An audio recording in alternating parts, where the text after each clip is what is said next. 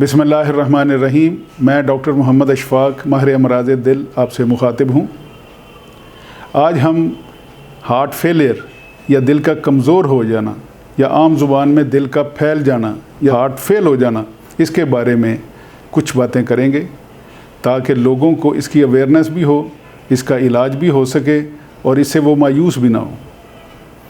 अक्सर औक़ात आम ज़िंदगी में एक मामूलात के अंदाज़ में अगर आप चल फिर रहे हों, सीढ़ियाँ चढ़ रहे हों, काम कर रहे हों और आपको सांस ना फूले तो हम इसको नॉर्मल समझते हैं। लेकिन अगर आप देखें कि इसमें कोई तब्दीली आई है, जितना पहले चल सकते थे अब चलना मुश्किल हो रहा है, सांस का फूलना शुरू हो गया है, रात को लेटे लेटे खांसी शुरू हो जाती है, सांस फूल जाता है, या पाँव में स्वेलिंग आनी शुरू हो गई है, या आपका निज़ाम हाज़म वो ख़राब होना शुरू हो गया है, तो आपको फ़ौरन इसकी तरफ तवज्जो करनी चाहिए।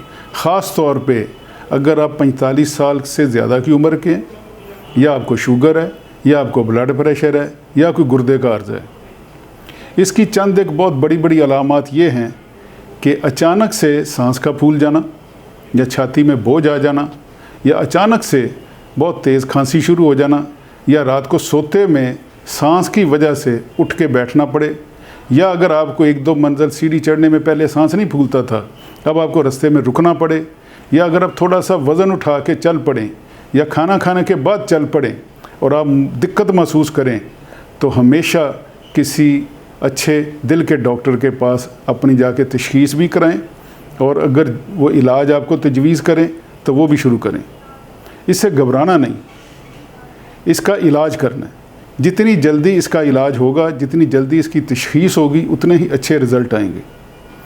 सबसे बड़ी वजह हमारे मुल्क में, चूँकि खांसी नज़ला ज़ुकाम बहुत आम है, अक्सर लोग इसको टालते रहते हैं कि जी ये मामूली मौसमी बुखार है, या मौसमी नज़ला है, या खांसी लग जाती है, या अक्सर लग जाती है, तो वो इसको अपने टोटकों से कंट्रोल करने की कोशिश करते रहते हैं।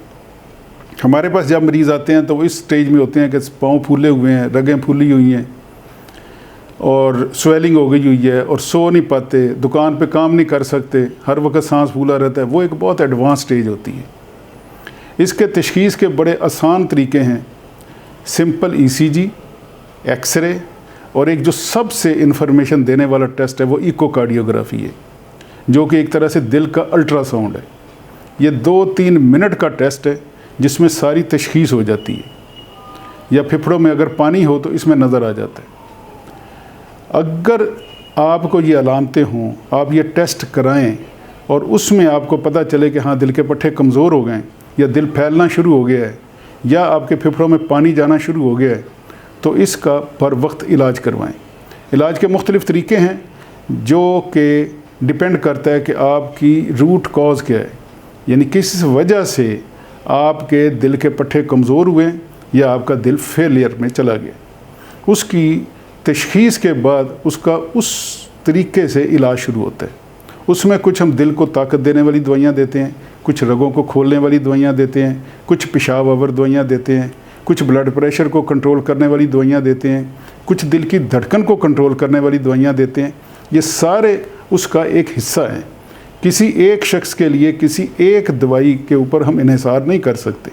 अक्सर लोग ये समझते हैं कि जी फ़लाँ बंदे ने ये दवाई खाई थी वो ठीक हो गया, मैं क्यों नहीं ठीक हो रहा। मैं हमेशा उन्हें कहता हूँ कि जैसे हमारे कपड़ों का साइज़ अलग अलग होता है, हमारी शक्ल व सूरत अलग अलग होती है, इसी तरह कोई एक मरीज़ दूसरे जैसा नहीं है। हमें हर मरीज़ का इलाज टेलर करना पड़ता है, उसकी ज़रूरत के लिहाज से, उसकी बीमारी की नौइयत के लिहाज से, और बीमारी जिस स्टेज के ऊपर है उसके मुताबिक इलाज करना पड़ता है। बाज़ औक़ात हमें ज़्यादा सीरियस मरीज़ों को हस्पताल में दाखिल करके ड्रिप के ज़रिए दवाई देना पड़ती है। हस्पताल बुरी जगह नहीं है, लेकिन हस्पताल की ज़रूरत पड़ना बुरा है। तो हमें चाहिए कि हम पहले इसका इलाज कर लें ताकि उस स्टेज तक ना पहुँचें कि हमें हस्पताल में दाखिल होना पड़े। फिर उसके बाद बहुत एडवांस किस्म के इलाज हैं जिसकी डिटेल में हम नहीं जा सकते क्योंकि वो बहुत ही टेक्निकल बातें हैं। तो आम फहम लोगों के लिए ज़रूरी यही है कि अपनी तशख़ीस कराएं, बर वक्त इलाज कराएं और मायूस ना हो।